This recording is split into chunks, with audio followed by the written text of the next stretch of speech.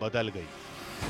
मेरे माथे पर पिता का कलंक लगा हुआ था, जो बाबा ने मुझे चंदन लगा करके आज मुझे ऊंचा स्थान दिया है। गुरुदेव ने मृत्युंजय से कहा, हमारे हाथ में ये क्या है? इसने कहा कि मोबाइल है गुरुदेव। हो तो तुमको दिखाई देने लगा। देखो तो तमाशा, बूझो तो पहेली, सुलझाओ तो गुत्थी और शामिल हो जाओ तो। हमें लगा कि ये ऐसे इतना बड़ा चमत्कार कैसे हो गया और मेडिकल साइंस यहाँ फेल हो गई। यहां बाबा और भक्तों की पुकार है, वहीं उनके दावों पर विज्ञान की ललकार है। ऐसा संभव ही नहीं है हवन से, पूजा पाठ से फिर से वो दिखने लग जाए। ब्लाइंड सेंटर हैं जहां पे नेत्रहीन रहते हैं, उनके ऊपर एक प्रयोग करना चाहिए इनको। 50% भी की रोशनी अगर आ जा रही है, अगर इस माध्यम से आ रही है तो वो मानने लायक है। आज होगी विज्ञान और विश्वास की टक्कर। आज खुलेगी करौली सरकार धाम की हकीकत। आधी हकीकत आधा फसाना में आज देखिए करौली सरकार के संकल्प का सत्य।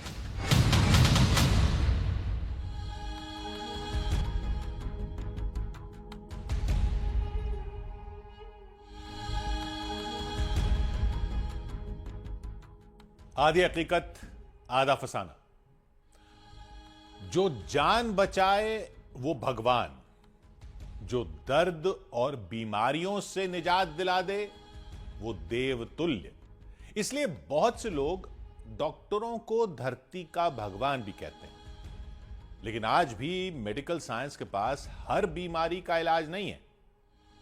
ऐसे में एक आदमी आता है, आश्रम खोलता है और धीरे धीरे वो आश्रम सैकड़ों लोगों के लिए कष्टों का निवारण स्थल बन जाता है। दावा किया जाता है कि उस धाम में असाध्य रोग जैसे कैंसर, खराब किडनी, ट्यूमर या न्यूरोलॉजिकल समस्या सब जड़ से खत्म हो जाते हैं। सुनने में यह असंभव लगता है। फिर जो लोग खुद को मरीज बताकर इसकी पुष्टि करते हैं वो कौन है?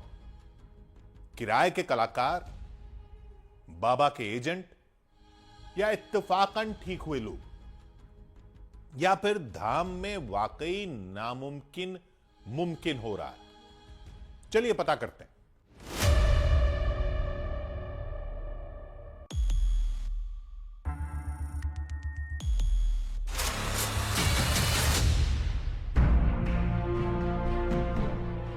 हवन की अग्नि में भस्म होते दुख,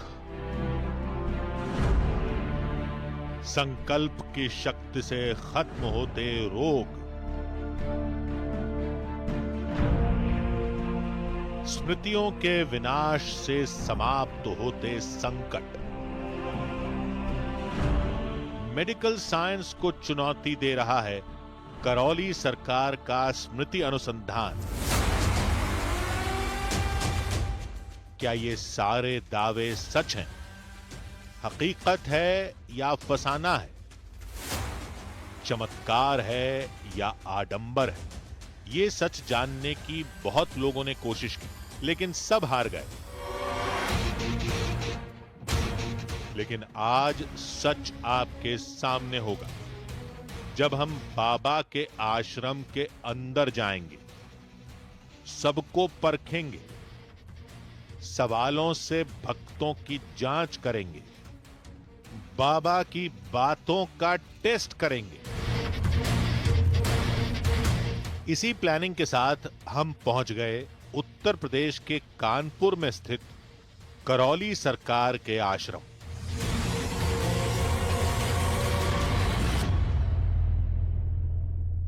क्या हवन पूजन और स्मृति के जरिए किसी की बीमारी ठीक की जा सकती है? कानपुर के करौली सरकार दावा करते हैं कि वो और उनके शिष्य किसी भी शख्स को सामने खड़ा करके उनकी बीमारियों को स्कैन कर लेते हैं और फिर उसका पूरा समाधान कर लेते हैं। आज हम पहुंचे हैं कानपुर करौली सरकार के दरबार में। उनकी चिकित्सा पद्धति के बारे में आपको बताएंगे, उनके दरबार के बारे में आपको बताएंगे और जानेंगे क्या है सच्चाई, क्या है फसाना। नाउम्मीदी की गहराई में जब जिंदगी डूबने लगे तब तिनके समान भरोसा भी विश्वास हासिल कर लेता है, फिर चाहे वो सच्चा हो या झूठा। आश्रम के बाहर जुटी ये भारी भीड़ इस बात का सबूत है। मस्तक पर त्रिपुंड, गले में बाबा की माला, सैकड़ों की भीड़, गाड़ियों का रेला। ऐसा लग रहा था जैसे हम किसी मेले में आ गए। ये तो समझ आ गया था कि बाबा पर विश्वास करने वालों की संख्या बहुत बड़ी है, लेकिन ये विश्वास सच की कसौटी पर कितना खरा उतरता है, ये थोड़ी देर में आप खुद देख लेंगे। अंदर दाखिल होते ही लंबी लाइन लगी दिखाई दी। पता चला कि आश्रम में होने वाली सारी क्रियाओं के लिए सबसे पहले पर्ची कटवानी पड़ती है।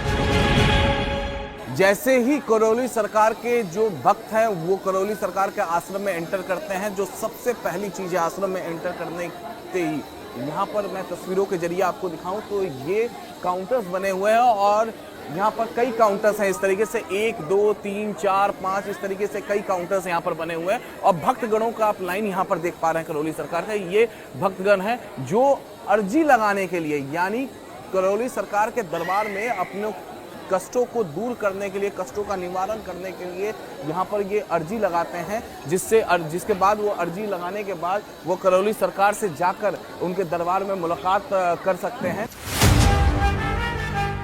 बाबा के साधकों का दावा था कि जिसकी पर्ची कट गई उसकी समस्या का निदान तय है। यहाँ पर जितने भी लोग हैं सभी लोग अपना अर्जी लगाने आए हैं और जो भी उनके कष्ट होते हैं उसके लिए वो संकल्प प्रार्थना करते हैं और अर्जी के माध्यम से उनके जो कष्ट है उसके लिए प्रार्थना करते हैं, तभी अपनी हवन प्रक्रिया अपनी पूरी कर पाते हैं। अच्छा, मतलब पहले अर्जी और उसके बाद यहाँ से हवन करने जाएंगे। अर्जी उनकी प्रार्थनाएं हैं जो उनके संकल्प बन के पूरे होते हैं और उनके कष्ट उस हिसाब से फिर दरबार देखता है। सच जानना है तो यहाँ की क्रियाओं को समझना होगा। साधक के मुताबिक भक्त अर्जी में अपने कष्ट लिखता है और अर्जी बाबा के दरबार में पहुंचते ही बीमारी खत्म होना शुरू हो जाती है। जो भी उनके कष्ट होते हैं वो उन्हें अपने अर्जी लगानी होती है। अर्जी लगाने के बाद ही दरबार उनकी पूरी की पूरी जो उनकी प्रार्थनाएं हैं वो स्वीकार करता है, इसलिए अर्जी लगाते हैं। और इसके बाद हवन, इसके बाद फिर आपकी हवन प्रक्रिया है और विभिन्न प्रक्रिया। हवन के बाद फिर दरबार में आप जाते हैं, करौली दरबार में आप जाते हैं, फिर आप गुरुदेव से मिलते हैं और फिर आप पूरा का पूरा समाधान अपना समझते हैं क्या है कैसे। हम यज्ञ स्थल की ओर चल दिए। पूरा आश्रम लोगों से पटा हुआ था। विशाल मजबूत इमारतें, दीवारों पर देवी देवताओं की तस्वीरें और जगह जगह पर शिव और शक्ति की प्रतिमा। यही बाबा के आराध्य हैं और इस आश्रम के आधार भी। करौली सरकार जो है पंच तत्व से वो अपनी चिकित्सा करने का दावा करते हैं और पंच तत्व में आकाश, धरती, वायु जिससे हम सांस लेते हैं, जल और अग्नि की सहायता से वो यहाँ पर पूरी तरीके से चिकित्सा करते हैं, यानी वो अपने मेडिकल साइंस को इसी पंच तत्व से वो चलाते हैं।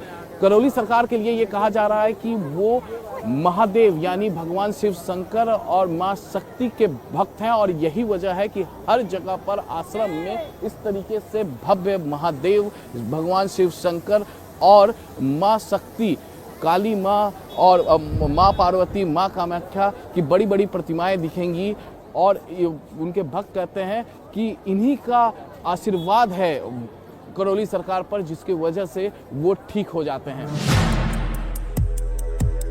कुछ इमारतों को पार करके हम वहां पहुंचे जहां हवन हो रहा था। इमारत के अंदर विशाल हवन कुंड था।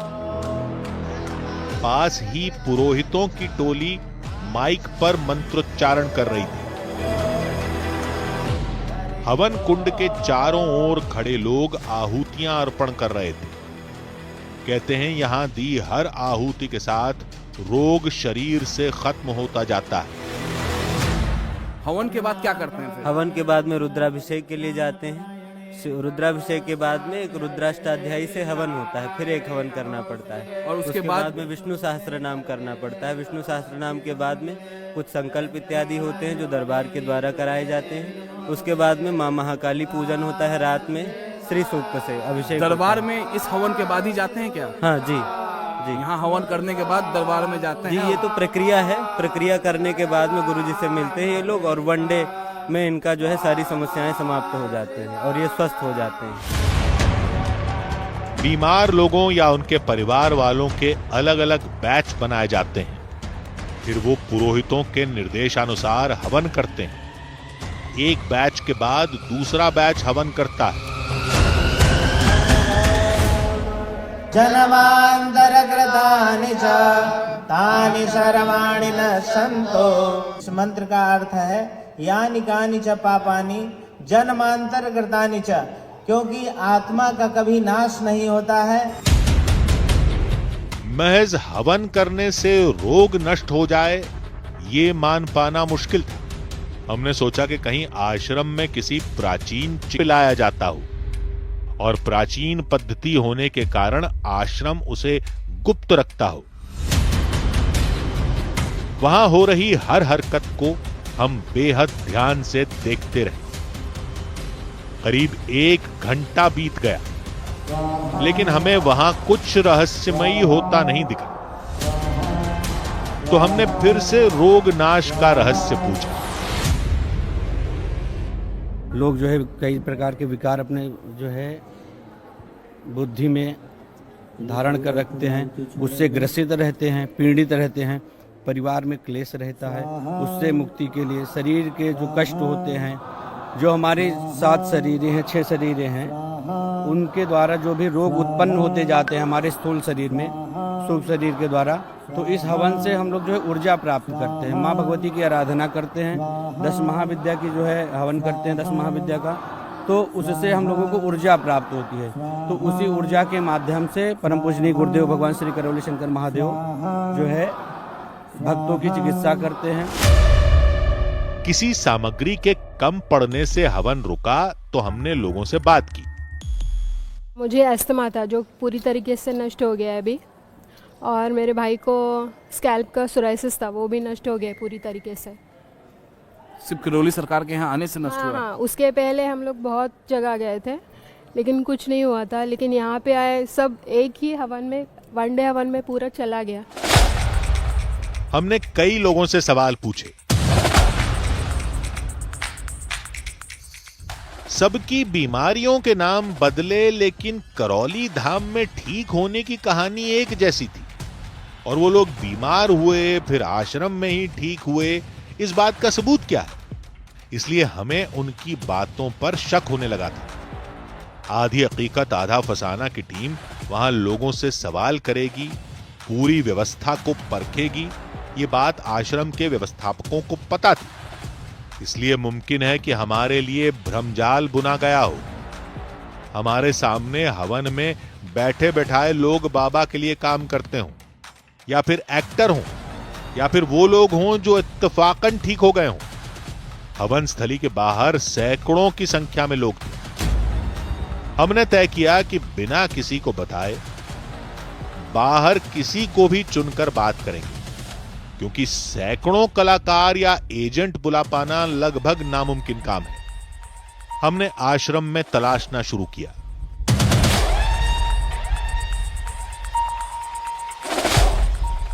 कई लोगों से बातचीत की और फिर एक ऐसा परिवार मिला जिसकी कहानी ने हमें और गहरे मझधार में ढकेल दिया।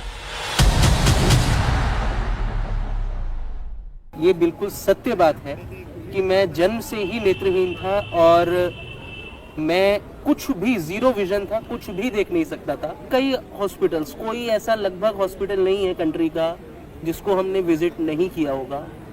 वर्ल्ड का टॉप हॉस्पिटल, आई स्पेशलिस्ट, सबको हमने दिखाया। आश्चर्य की, अचरज की बात है कि ओवरऑल एशिया का नंबर 1 आई स्पेशलिस्ट मेरे लिए बॉम्बे बुलाए गए फ्रॉम यूएस। और इसमें डॉक्टर ने सीधा सीधा लिखा है कि your child mister Mrityunjay Singh Tomar is suffering from short impaired eye disease, eye damage, और sorry to say that he can not see ever. जब सारी उम्मीदों ने दम तोड़ दिया, तब प्रारब्धों ने यहां खींच लाया। हमारा भांजा है, कुवैत में जॉब करता था। उसको गूगल ने करौली सरकार के विषय में बताया, बिकॉज वो आउट ऑफ जॉब हो गया था और यंग लड़के हमेशा गूगल को बहुत कंसर्न करते हैं। तो उसने क्वेश्चन किया गूगल से कि भाई how can I come out from this current present problem. तो उसको करौली सरकार के वो खोल दिए। यहाँ से हमारे भांजे ने मुझे फ़ोन किया कि मामा जी आप जॉय को लेके यहाँ आ जाओ, इसका निक नेम जॉय है, मामा जी इसको लेके आओ, यहाँ ये ठीक हो जाएगा। मैंने कहा मेडिकल साइंस बोल रही है, बड़े बड़े डॉक्टर्स बोल रहे हैं, इवन एशिया के जो नंबर 1 बड़े रिनाउंस डॉक्टर हैं उन्होंने कह दिया है कि ये नहीं देख पाएगा, तो कैसे देख लेंगे। उसने हमें बहुत इंसिस्ट किया कि आप एक दफ़े आओ। हमें बिल्कुल भी यकीन नहीं था कि हम यहाँ आएंगे और ये ठीक हो जाएगा। लेकिन जब हम यहाँ आए, हमने इंक्वायरी की कि ये ठीक होते कैसे हैं। यहाँ पे 9 हवन करने की प्रक्रिया थी उस समय दरबार में, तो हम उससे कन्विंस्ड हुए। उनके मुताबिक हवन करते ही वो हुआ जिसने मृत्युंजय और उनके परिवार के जीवन का अंधेरा हमेशा के लिए खत्म कर दिया। कहने लगे नेत्र बंद करो और 3 दफ़े ओम नमः शिवाय बोलो। हमने नेत्र बंद किए और 3 बार ओम नमः शिवाय, ओम नमः शिवाय, ओम नमः शिवाय इस प्रकार से बोला। कहने लगे खोलो नेत्र। हमने खोला नेत्र। गुरुदेव ने मृत्युंजय से कहा, करीब 22-23 फीट के दूर बैठे थे गुरुदेव। गुरुदेव ने मृत्युंजय को अपना मोबाइल हाथ में लेके दिखाया और पूछा कि गुरुदेव मृत्युंजय हमारे हाथ में ये क्या है। इसने कहा कि ये तो मोबाइल है गुरुदेव। ओहो, तो तुमको दिखाई देने लगा कि हाँ दिखाई दे। तो तुमको हमारा चेहरा दिख रहा है कि दिख रहा है। अच्छा, तो अब तो तुम सब कुछ दिखने लगा कि हाँ सब कुछ, लेकिन तुम्हारे नेत्रों में आंसू क्यों। इसने कहा गुरुदेव मैंने आज तक अपने माता पिता नहीं देखे। तो वो हम क्षत्रिय कुल से हैं और बड़े कठोर हृदय के हैं। हम भी वो दृश्य देख के द्रवित हो गए, आंखों में हमारे भी आंसू आ गए। मेरे भावुक हो गए होंगे, बेटा आपका निःसंदेह देखने लगा। नेचुरली उस टाइम में थोड़ा सा भाव वो बहुत मतलब उसको आप नहीं फील कर सकते। I can feel that. लगा कि ये ऐसे इतना बड़ा चमत्कार कैसे हो गया और मेडिकल साइंस ये फेल हो गई। जिन आंखों की रोशनी विख्यात डॉक्टर भी 19 साल में नहीं लौटा पाए, वो इस आश्रम में एक दिन में कैसे लौट आई। कहीं ये भी मिली भगत तो नहीं। हमें विश्वास नहीं हुआ तो उन्होंने मेडिकल रिपोर्ट दिखाई। ये वो तमाम डॉक्यूमेंट्स हैं जो ये लगातार इनका दावा है कि 2019 से पहले ये 2016 की डॉक्यूमेंट्स हैं, ये 2008 के डॉक्यूमेंट्स हैं जो डॉक्टर्स को दिखा रहे हैं। डॉक्यूमेंट्स इनके पास तमाम वो लेकर यहाँ पर पहुँचे हुए हैं, इनसे बातचीत हो रही है और इनका कहना है कि अब आपको बिल्कुल एकदम दिख रहा है। इसका देन सिर्फ और सिर्फ मेरे प्रिय प्रिय प्रिय गुरुदेव करौली शंकर बाबा जी। इसका संपूर्ण श्रेय उन्हीं को जाता है। मेडिकल साइंस जहाँ रुक जाती है, वहाँ ये जो करौली सरकार में जो एनर्जी ट्रांसफ़र करने की जो प्रक्रिया है, वहाँ से वो शुरू होती है। एग्जाम्पल्स यहाँ हम अकेले नहीं हैं, ऐसे न जाने कितने और लोग हैं जो नाउम्मीद थे और वो ठीक हुए, और इसको हम ईश्वर की कृपा भी कहेंगे। हमारा सवाल ईश्वर की कृपा या आस्था पर नहीं था। सवाल था इस आश्रम में हो रहे इलाज पर।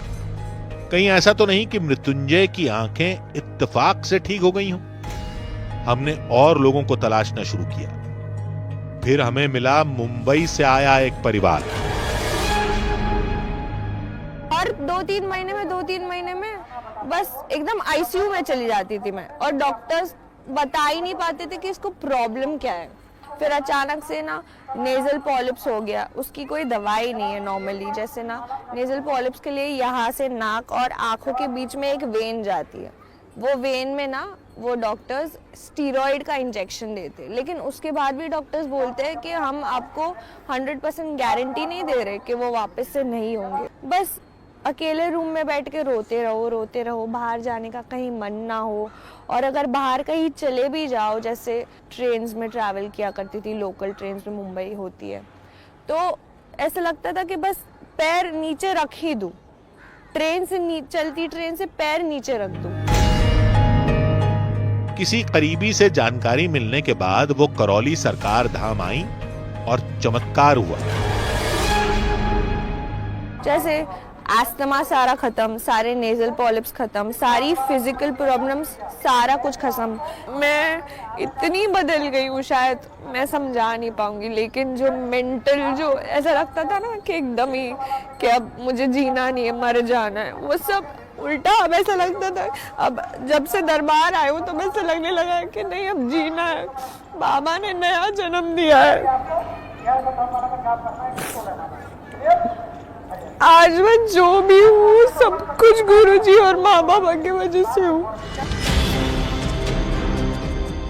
कोई पुरानी टीस कुरेदी जाए तो वो यूं ही फूटती है, लेकिन सीरत बदलते आंसुओं की ऐसी कहानी सिर्फ मानसी की नहीं है।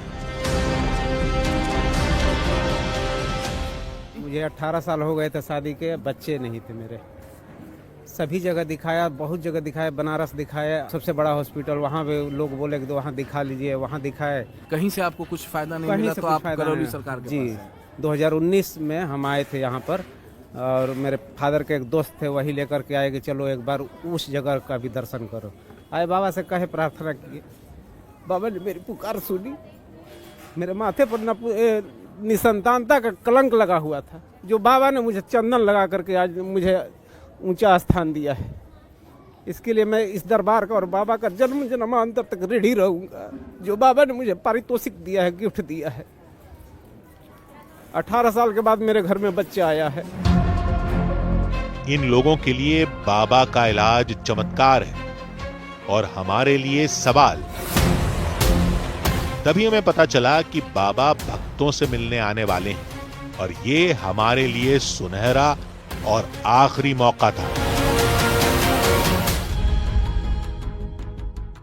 करौली सरकार पर कई तरह के आरोप लगते रहे हैं, जैसे रोग ठीक करने का झांसा देकर मोटी रकम ऐंठना, कलाकारों को मरीज बनाकर पेश करना, उनसे बीमारी ठीक होने की मनगढ़ंत कहानियां सुनवाना और एक बड़ी टीम का होना जो चमत्कारी बाबा के तौर पर उनकी इमेज बनाती है। करौली सरकार का आश्रम बहुत बड़ा है, इसलिए टीम का बड़ा होना लाजमी है, लेकिन वो टीम करती क्या है यह पता करना मुश्किल है। तब तक हमने जो जांच की थी उसमें हमने भीड़ से अपनी मर्जी से लोग चुने और उनसे सवाल पूछे। सैकड़ों कलाकार मरीज बनाकर हमारे सामने भेजे गए हों, यह नामुमकिन काम है। यह भी सच था कि हमने जिससे भी बात की उन सब ने बीमारी ठीक होने का दावा किया, यानी पलड़ा बाबा के दावे की ओर झुकता है। लेकिन सच दिखती इस कहानी में एक रहस्य और भी है।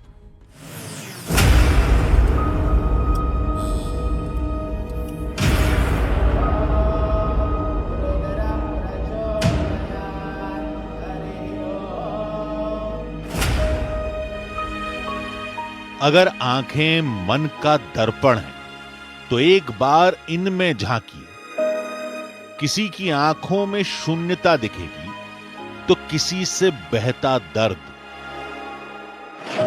कोई आंख उम्मीद का घर दिखेगी तो कोई भीड़ में अकेली, लेकिन सब थीं एक ही तरफ। इन सब का संगम थी करौली सरकार की गद्दी, उनका दरबार।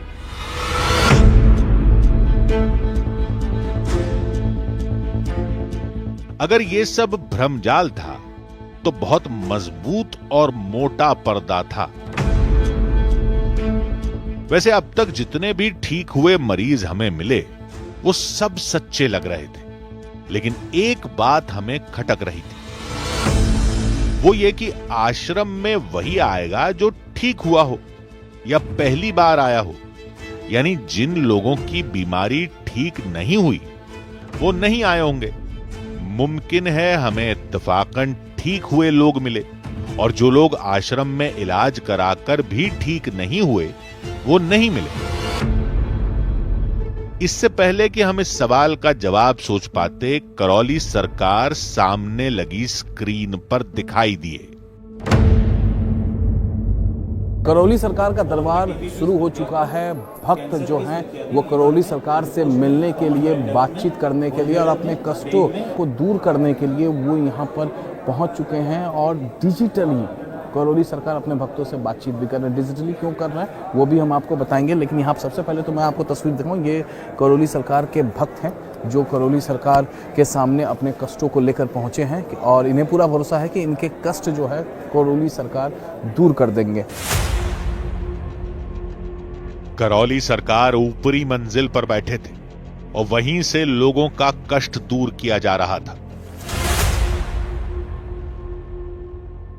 डिजिटली इन्हें क्या क्या बीमारी है, उन बीमारियों को यहाँ पर लिखकर बताया जा रहा है। करौली सरकार ठीक इसके ऊपर जो फ्लोर है वहाँ पर बैठे हुए हैं और जो ये घर से भगा देने की स्मृति, अंधा आधा अंग कमजोर हो रहा था, ये तमाम जो इनकी बीमारियां थी वो बताया है उनके शिष्यों के द्वारा। डिजिटली अवेलेबल है यहाँ पर। और यहाँ पर देखिए ये जो पूरा फैमिली है ये नेपाल से यहाँ पर पहुंचा हुआ है।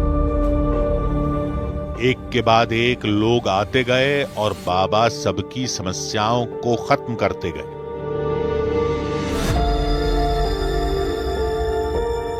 श्वास फूलती थी, ब्रेन स्ट्रोक की स्मृतियां थी, पैरों में दर्द रहता था, माइग्रेन की स्मृतियां थी, हाथ पैरों में सूजन आ रही थी, कैंसर की स्मृतियां थी, ब्रेन में, रक्त में, ब्रेस्ट में, यूट्रस में, फेफड़ों में, गले में, कोलोन में और रेक्टम में।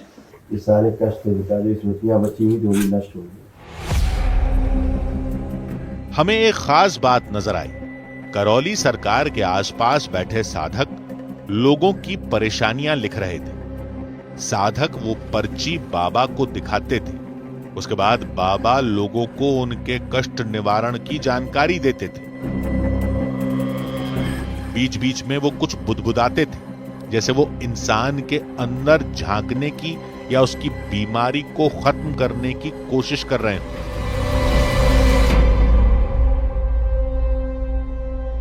नेत्र बंद करिए, अपने विवाह का समय ध्यान कीजिए। जब आप मंडप के नीचे फेरी ली, पुनः प्रवेश, एक दूसरे के प्रति अटूट रहे और अटूट विश्वास। नेत्र खोल के अपने अपने बंधन पूछे 3 बार नमस्कार। ये प्रक्रिया उलझाने वाली थी। अब सवाल यह था कि रोग को नष्ट करने वाली शक्ति किस में है? बाबा के साधकों में, करौली सरकार में, या फिर यहां होने वाले हवन और मंत्रों में?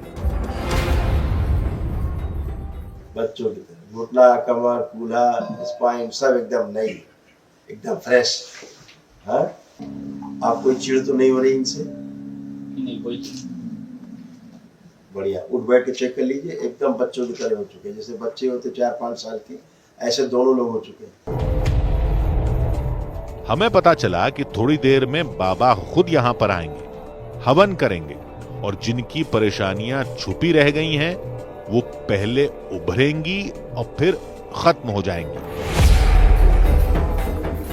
करौली सरकार के दरबार में इस वक्त आरती हो रही है और ये आरती तकरीबन 7 मिनट तक यहाँ पर होती है और जैसे ही ये आरती खत्म होगी उसके बाद करौली सरकार की एंट्री होगी इस दरबार में। और बताया ये जा रहा है कि करौली सरकार की जैसे ही एंट्री होगी इस दरबार में, यहाँ पर फिलहाल आरती हो रही है और आरती के बाद जैसे ही करौली सरकार आएंगे यहाँ पर हवन शुरू हो जाएगा।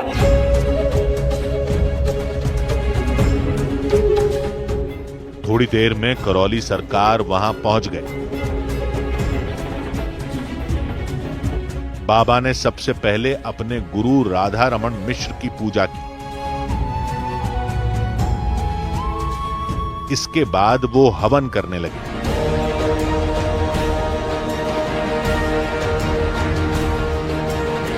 हवन की अग्नि जैसे जैसे तेज होती गई, उसके साथ ही कुछ लोगों के तेवर उग्र होते गए।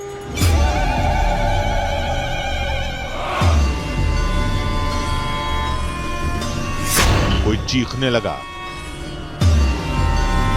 कोई अपनी जगह पर नाचने लगा, तो कोई दर्द से तड़पने लगा। हर आहुति के साथ अजीब हरकतें करने वालों की संख्या बढ़ती जा रही थी।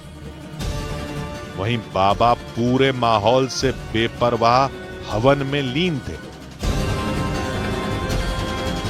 कुछ देर बाद हवन खत्म हो गया और उसके साथ ही चीखते चिल्लाते लोग यूं सामान्य हो गए जैसे कुछ हुआ ही ना हो।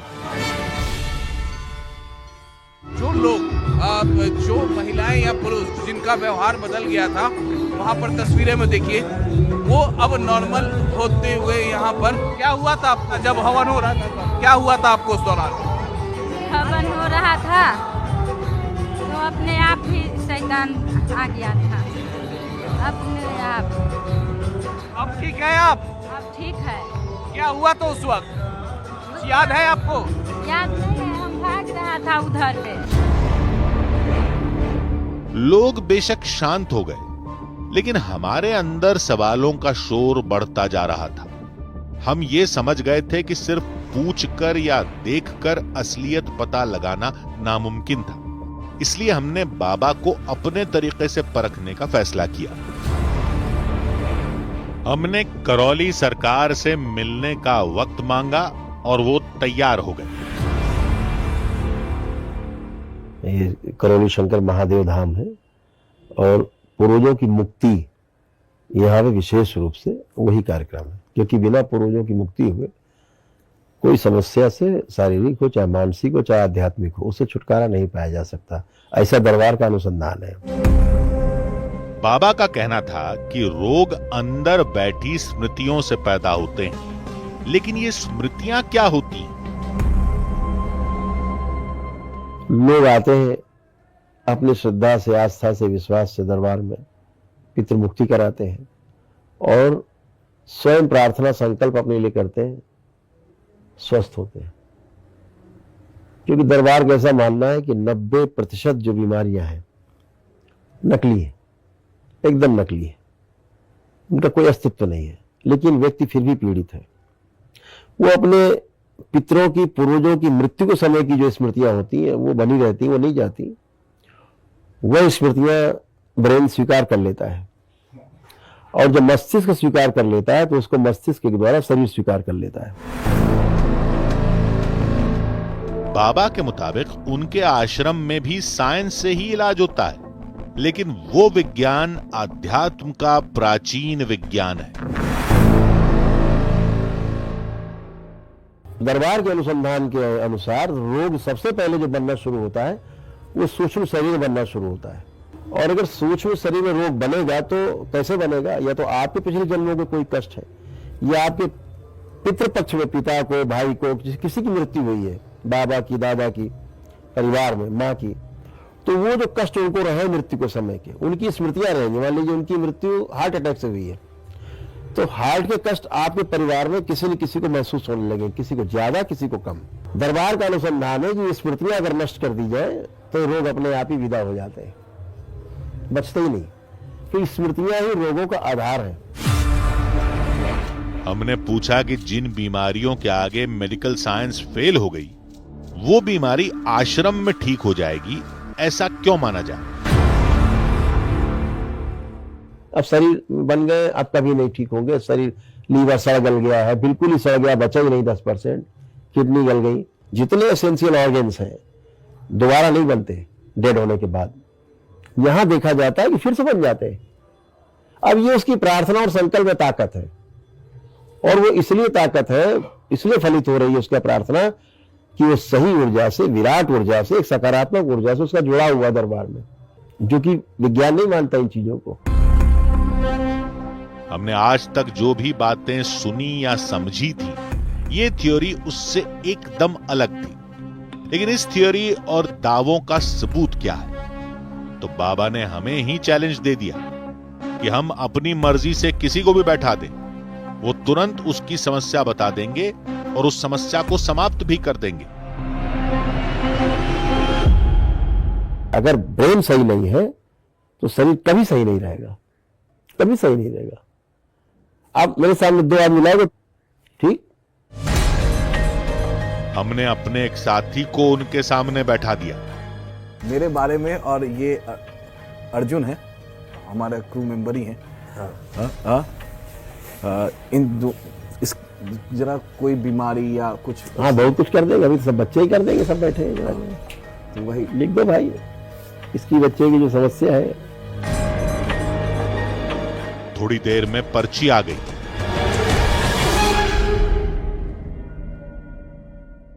इसको माइग्रेन की स्मृतियां हैं, सिर में दर्द की। अब थोड़ा सा बताते हैं, जैसे इसकी एक आंख की तरफ, आधी तरफ जिधर दर्द आता है, एक आंख में इसको कष्ट आता है। हाँ, आंसू निकलते है ना? जोर से बोलो, जोर से बोलो। आंसू निकलते एक आंख से। अब ये तो नहीं बताया इसने में, आधे में लिखा जी। ये देखिए, यहाँ पर अर्जुन से पहली बार करौली सरकार मिल रहे हैं और इनके शिष्य ने अर्जुन को लेकर लिख दिया। शिष्यों ने तमाम लिख रखा है, शिष्यों ने लिखा इनकी एक आंख में ज्यादा दर्द आता है, माइग्रेन की स्मृति को लेकर। और जैसा कि अर्जुन आंखों से आंसू आते हैं, आपके आंखों से आंसू आते हैं, अर्जुन एडमिट भी कर रहे हैं इस बात को। करौली सरकार जितनी भी बातें बताते जा रहे थे, हमारा साथी उनकी हर बात पर हामी भर रहा था।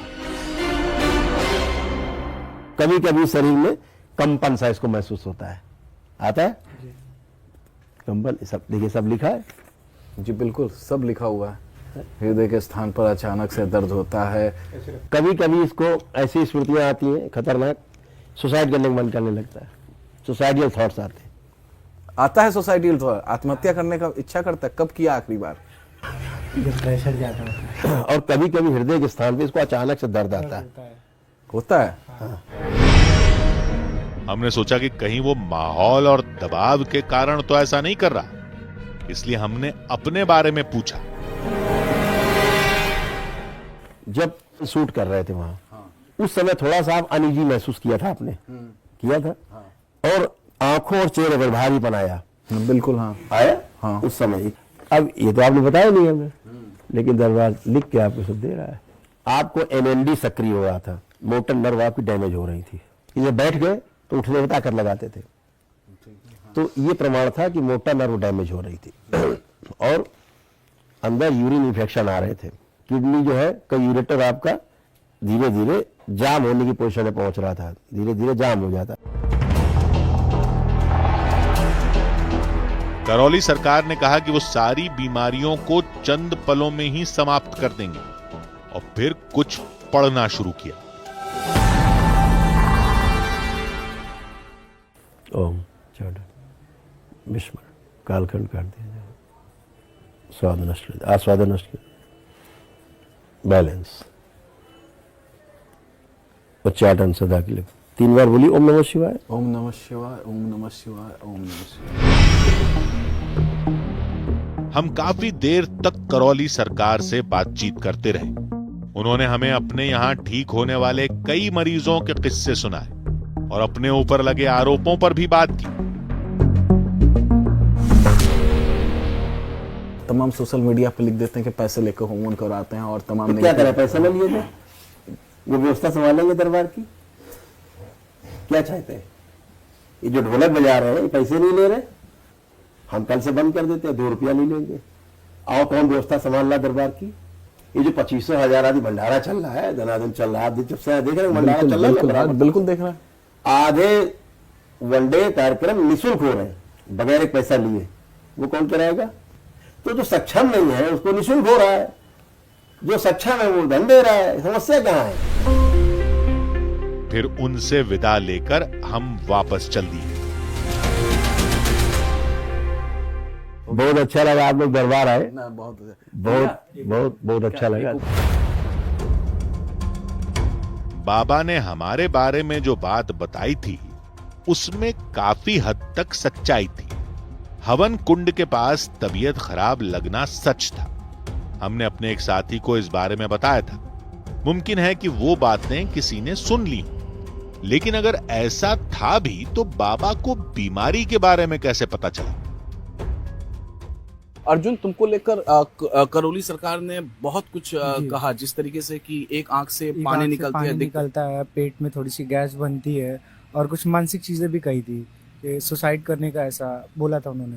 तो उसमें से क्या फैक्ट क्या है? इसमें से रियलिटी है, ये ऐसा होता है कभी कभी जब प्रेशर ज्यादा हो जाता है माइंड पे, तो ऐसा मन करता है कि सुसाइड कर ले, सब ठीक हो जाएगा, ऐसा उन्होंने बताया था कल, और ये फैक्ट है।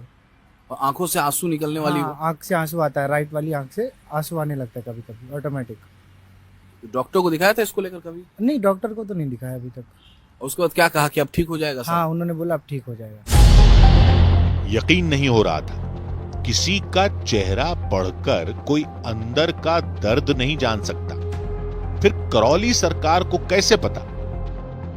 ये सब माइंड रीडिंग आर्ट या फिर तुक्के से भी हो सकता था, लेकिन आश्रम में बीमारी ठीक होने का सच क्या है, ये जानने के लिए हम एक डॉक्टर के पास पहुंचे। तो आप सही स्टोरी कर रहे हैं, और जनता को जागरूक करना भारतवर्ष में बहुत आवश्यक है, क्योंकि ये चीजें बहुत सालों से चली आ रही हैं और इसके लिए आप लोग बहुत साधुवाद के पात्र हैं। और ये ऐसी चीजें हम लोग वैज्ञानिक तथ्य पे खरी नहीं उतरती। तो हमारे जो ब्लाइंड सेंटर हैं उनके ऊपर एक प्रयोग करना चाहिए इनको। 50% भी की रोशनी अगर आ जा रही है, अगर इस माध्यम से आ रही है, तो वो मानने लायक है और उसको फिर डॉक्यूमेंट किया जा सकता है। बात तो ठीक थी, लेकिन जिन लोगों का दिमागी इलाज हमने अपनी आंखों से देखा, वो कैसे मुमकिन हुआ? पूजा पाठ करना, हवन करना, ये एक अलग विषय है, ये बिल्कुल आस्था का विषय है और इससे लोगों को बहुत ही आराम मिलता है चीजों को करने में, तो इसमें कहीं कोई दो राय नहीं है। फिर डॉक्टर ने लोगों के लिए अनमोल संदेश दिया, जिसे आप सबको जरूर सुनना चाहिए। तो आपके माध्यम से निश्चित रूप से करेंगे कि इस सब चीजों पे आपका आस्था है, आप बिल्कुल इसको इन्वॉल्व होइए, सब कुछ ठीक है, लेकिन मॉडर्न साइंस जो डॉक्टर कह रहा है उसको फॉलो करिए और उसके साथ साथ इसको करिए। हाँ, हवन, पूजा पाठ, ये आत्मविश्वास को बढ़ाने का कारण है। आत्मविश्वास आपका बढ़ जाता है, बीमारी से आपको लड़ने की शक्ति बढ़ जाती है, लेकिन आपको इलाज तो मॉडर्न साइंस का ही करना है। अब आप पूछेंगे कि कहानी का अंत कैसे हुआ? करौली सरकार आश्रम में इलाज होता है या नहीं होता? होता है तो डॉक्टर के पास क्यों जाएं? नहीं होता तो सैकड़ों लोग वहां क्यों जाते हैं? क्यों ठीक होने का दावा करते हैं? सच कहें तो करौली सरकार आश्रम की गुत्थी अपनी जगह आज भी बनी है। एक दावा ठीक होने वालों का है तो दूसरा दावा सवाल उठाने वालों का भी है। करौली सरकार की अपनी थ्योरी है तो डॉक्टर का कहना भी 100% सही लगता है। हम तो सिर्फ यही मनाएंगे कि किसी पर भी किसी कष्ट या रोग का साया न पड़े, और अगर पड़े तो उसका परिवार, उसके दोस्त और ये समाज उसका सहारा बने। चिकित्सकों के जरिए वो अपना पूरा इलाज करवाए, और इसके साथ ही वो बेशक किसी भी धर्म का हो, किसी भी रूहानी या आध्यात्मिक शक्ति से मदद मांगे, लेकिन मेडिकल साइंस का हाथ कभी न छोड़े, क्योंकि जीत विश्वास में है। विश्वास जितना दुआ में, उतना ही दवा में।